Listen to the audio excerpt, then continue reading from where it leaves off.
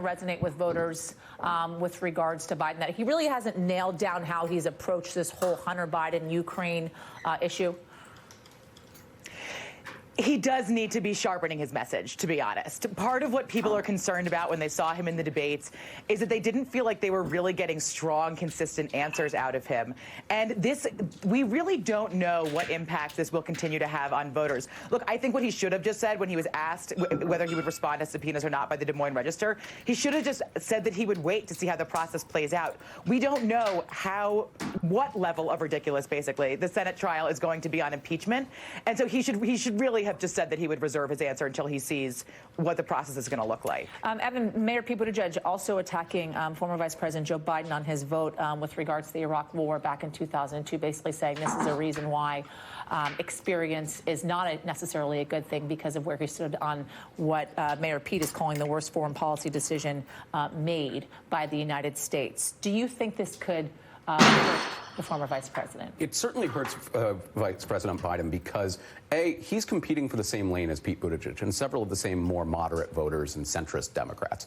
And it also keeps Joe Biden from being able to get his message out the more that Joe Biden is being asked about this. Well, you voted for the Iraq war. Why did you support it? And then also, Democratic voters aren't particularly big fans of that particular vote, and they never liked the Iraq war to begin with. So it absolutely helps Pete Buttigieg while it hurts Joe Biden because he can't get his message out there.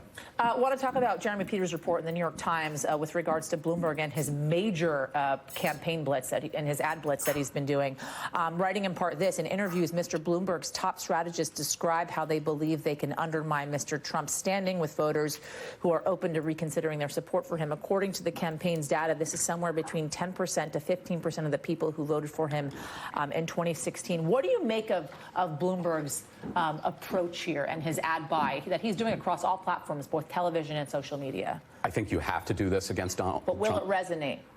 I think that this election is really going to come down to 500,000 to 2 million voters. That's what's really in play, and they're voters in Michigan, Pennsylvania, and Wisconsin. And Bloomberg is really tilling the soil. The question is, if Michael Bloomberg doesn't get the Democratic nomination, will he continue doing this? If he does it, that will help whomever the Democratic nominee is. Two things I want to get in, Emily. I want to talk about this Axios report with regards to Bloomberg opening up an office, a field office in the U.S. Virgin Islands. What does that tell you? He's looking far. The Virgin Islands primary, actually, at the caucus isn't until June 6th, so he clearly thinks he's going to be in this contest for a long time.